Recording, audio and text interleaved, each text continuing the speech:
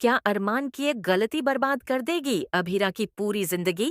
आज के एपिसोड में मेहर ने चल दी है अपनी सबसे गंदी चाल। चलिए जानते हैं क्या हुआ आज के महामुकाबले में।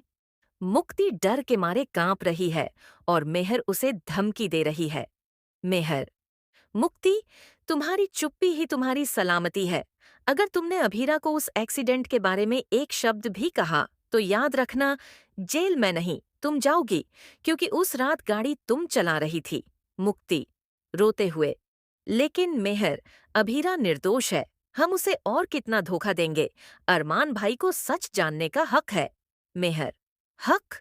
हक सिर्फ मेरा है इस घर पर और अरमान पर। चुपचाप जाकर शादी की तैयारियों में लग जाओ, वरना तुम्हारा पिछला सारा काला चिट्ठा मैं दादी सा के सामने खोल दूंगी। अभीरा अरमान का हाथ पकड़कर उसे रोकने की कोशिश करती है। अभीरा: अरमान, सिर्फ एक बार मेरी बात सुन लो। मैं तुमसे भीख नहीं मांग रही, मैं तुम्हें हकीकत दिखा रही हूँ। मेहर ने मायरा की दवाइयाँ बदली हैं ताकि वो बीमार रहे और तुम मेहर पर निर्भर रहो।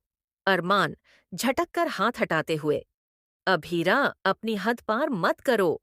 मेहर ने मायरा के लिए जो किया है वो तुम कभी नहीं समझ पाओगी। तुम सिर्फ अपनी हार बर्दाश्त नहीं कर पा रही हो। निकलो यहाँ से।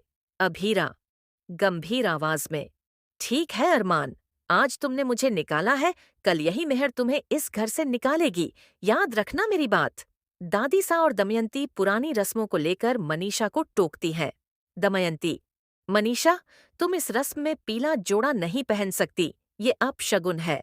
मनीषा तंज कसते हुए: अपशगुन जोड़ा पहनने से नहीं आता दमयंती जी। अपशगुन तो तब आता है जब घर की असली बहू को बाहर का रास्ता दिखाकर किसी अजनबी को सिर पर बिठाया जाए। मैं वही पहनूंगी जो मुझे पसंद है। दादी सा: मनीषा, क्या बदतमीजी है ये? मनीषा: बदतमीजी नहीं मासा, ये विद्रोह है उस अन्याय के खिलाफ जो इस घर में अभीरा के साथ हो रहा है। सगाई की रस्म शुरू होने वाली है। अभीरा दूर से देख रही है। पंडित जी, शुभ मुहूर्त शुरू हो गया है। अरमान बेटा, मेहर को अंगूठी पहनाओ। जैसे ही अरमान अंगूठी उठाने जाता है, अभीरा का हाथ गलती से एक कांच के फूलदान पर लग जाता है और कांच टूटकर उसके हाथ में चुभ जाता है। अभी